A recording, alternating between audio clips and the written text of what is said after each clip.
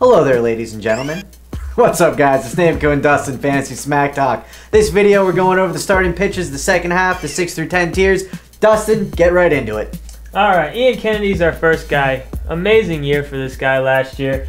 You know, 2 years ago, he had a 9-10 record. Last year, 21-4. He lowered his ERA a full point in that stretch as well. You know, ERA under 3, you gotta love that. Should have a decent chance to do it again, but 21 wins, I doubt will happen again. Next, Brandon Beachy. We really like this guy. His K count's the story here. 169 Ks in 141 innings. We love that. His ERA was in the 3s. We're hoping for big things from him this year. Next, we got Matt Garza. He's just kind of a solid all-around pitcher, about a K per inning, a decent ERA, and we definitely expect him to improve from his 10 wins from a year ago. And the last guy in this tier, we got Josh Johnson. You know, he's had a pretty injury-plagued career, but when he's healthy, he can really pitch lights out. Last year, in 83 innings pitched, 1.64 ERA, a whip under 1. If he can stay healthy, this guy could be a stud. Tier 7 starts off with Jeremy Hellicksen of the Tampa Bay Rays. We really like this kid coming into last year. He had a very good year, and we certainly think there's room for growth and improvement this year. Next on the list, we have Ricky Romero. You know, he's going to give you a decent K count. He had a sub-3 ERA, a solid pitcher. Next, we have Daniel Hudson at 31. In terms of Hudson, he was another guy we really liked last year. Didn't completely pan out, but he's a good prospect, and he has all the tools to be a very solid pitcher. Then we got Daniel Bard at 32 of the Boston Red Sox. He's a relief pitcher turned starter, and we love that in fantasy because you know the K count's certainly going to be there. And the last guy in this tier is Jordan Zimmermann. Last year he was on an innings count for the Nationals and pitched very well. We figure they're going to turn him loose this year, so Zimmermann does have the breakout potential. At number 34, we have one of my favorite sleeper pitchers this year, and that's Cory Lidle. He's going to be able to offer you great K counts for where you can get him in the draft. Last year, 154 Ks in 139 innings. If he played for a better team, he'd be even higher than this, but only 6 wins. San Diego couldn't do any better than that for him. We posted a 3.29 ERA. Next, we have CJ Wilson. You know, he was the guy that was in the bullpen a few years back. He's converted to a starter.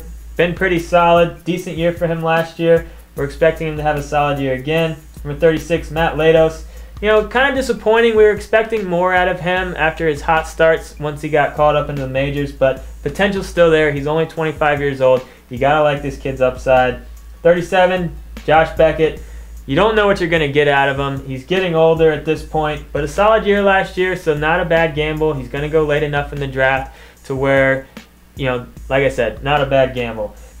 Next, we got Johnny Cueto. You know, he's kind of been all over the place in his career, but when he's on, he's almost unhittable. You know, he posted a 2.31 ERA last year, but the Ks weren't really there for him, and the win total was a little low, but the upside's definitely there for where you can get him.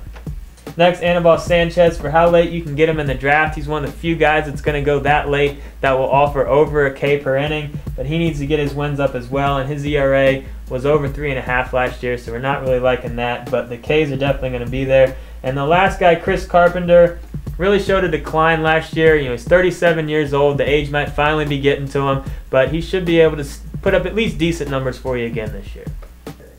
Tier 9 starts off with one of the Yankees' new pitchers, and that's Cueto. You know, last season he was pretty solid. He had 13 wins pitching for the Yankees. We certainly expect that total to go up. Next on the list, we have Max Scherzer. You know, this guy's got all the tools to be a very solid pitcher. He just has yet to put it together. This might be the year, hence he's ranked at this spot. Then at number 43, we have Gio Gonzalez, new pitcher for the Nationals. Had a really decent year a season ago, an ERA right around 3. The story with him, he had 91 walks in about 200 innings. That's just absolutely ridiculous, and the fact that he had such a good year even with that many is actually quite impressive. Then we got Ubaldo Jimenez. How the mighty has fallen. A couple years ago, this guy was absolutely unhittable for a portion. Now he's playing out there with the Indians. I'm sure Drew Carey's pretty happy about it. And clearly he does have the upside to be a decent pitcher, as proven in the past. At number 45, we have Clay Buchholz. He's out there with the Red Sox, of course. You know, this guy isn't truly a prospect anymore. He's 28 years old, but he does have that upside. Certainly need to, you know, take a look at him late in your draft. At number 46, we got a guy that has a cannon for an arm, and that's Chapman of the Reds. And I was talking about this earlier, relief pitchers turn starters we certainly like because the K counts are there. The problem with Chapman, he gets a little kind of Rick Vaughn crazy out of control with the walks, so certainly keep that in mind if you're going to be drafting him. And then rounding out this tier, you have Irving Santana. He doesn't do anything stellar, but he's a solid pitcher across the board. He'll probably have about a 3.2 to 3.5 ERA with a decent amount of Ks and throw in some decent amount of wins in there. Time to look at that last tier, tier 10. It starts out with Garcia. Just a solid pitcher that you can get late. He does still have some upside. He's only 26 years old. ERA right around 3.5, but the whip scares us at 1.32. But solid pitcher, decent gamble that you can get late. Same with Doug Fister. 28 years old. He's out with Detroit now. That could definitely help him get that win total up. Not a bad K count for him. ERA under 3. Some people have him a little higher on their rankings than we do, but not totally buying it, but he could have a good year. Next, we have Jason Masterson, another younger pitcher that's shown some promise, starting to put things together. He could have a solid year. At 51, we have Tim Hudson. Probably going to miss the first month of the season, but we still wanted to talk about him because he does have potential to put together a solid year. Really great year last year for considering how old he is. At 52, another Atlanta pitcher, a youngster, Mike Minor. He was in our Deep Sleeper show. We like this guy. Solid K counts, solid in the minors. We think he could have a great year.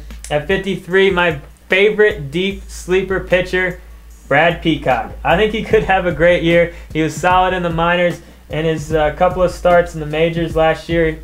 ERA under 1. I know it's a small sampling pool, but I think he could have a decent year, and you're going to be able to get him in probably the last round. And I had to put my boy Bud Norris in the video. I'm a big fan of Bud's. You know, we liked him coming into last year. The Ks were there, the wins weren't, and the ERA could have been a little bit better, but he's still got some potential. So a good day to you all, and thank you so much for watching. Again, go on our site, check out our top 100 cheat sheet, post any questions in the forums, follow us on Twitter at Fantasy Advice, like us on Facebook, whole bunch of stuff. And make sure to give us a thumbs up on our YouTube video once Brad Peacock really blows things out of the water. Wow! I don't know.